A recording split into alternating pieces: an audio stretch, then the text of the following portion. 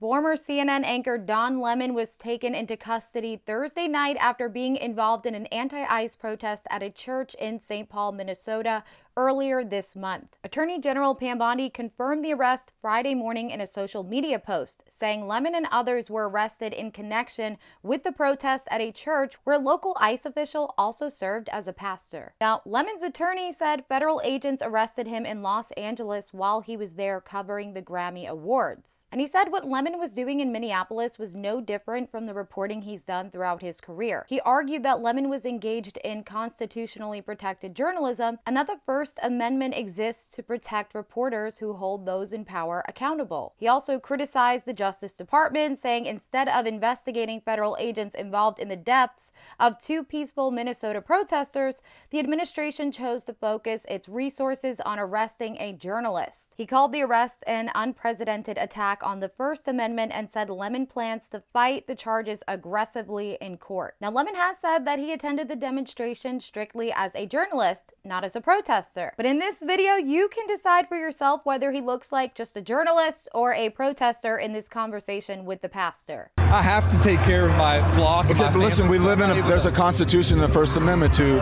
freedom of speech and freedom to assemble and protest. Yeah. We're here to worship.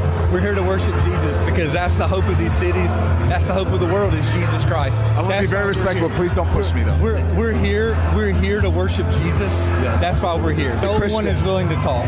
Okay. I have to take care of my church and my family, so I asked that you actually would also leave this building. Now, authorities had attempted to arrest Lemon last week after charges were announced against several others connected to the protest, including civil rights attorney Nikema Levi Armstrong, St. Paul School Board member Chantel Louisa Allen, and social media activist William Kelly. Prosecutors allege that Allen and Armstrong helped organize the protest and say the group may have violated the FACE Act. Now, a magistrate judge initially rejected prosecutors' attempt to charge Lemon, but shortly afterward, Lemon said on his show that he believed the administration would try again. As of now, it's still unclear exactly what charges Lemon and the others may face relating to the January 18th protest at City's Church in St. Paul.